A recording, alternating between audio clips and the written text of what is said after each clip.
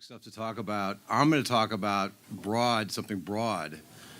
We talked last time about Black, Brown, and Beige, Ellington's monumental Carnegie Hall debut from 1943, and subsequent versions of that. And we talked about compositional intent and ways that the composers can actually just get their ideas down on paper in that kind of situation.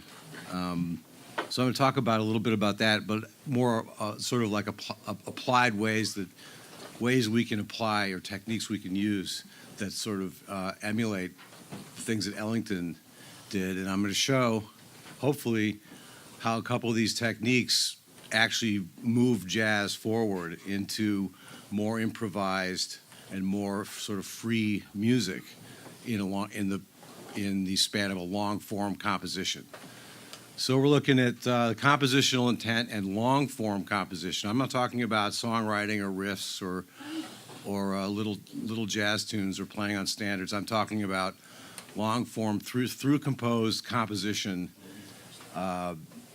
which emerged in the 30s and 40s with Ellington, and sort of more of a classical treatment of jazz, and then I believe, long-form jazz composition, but it also became free jazz, because I think you'll see that as far as compositional intent, a lot of it has to do with improvisation and writing things that sound improvised and improvising things that sound written.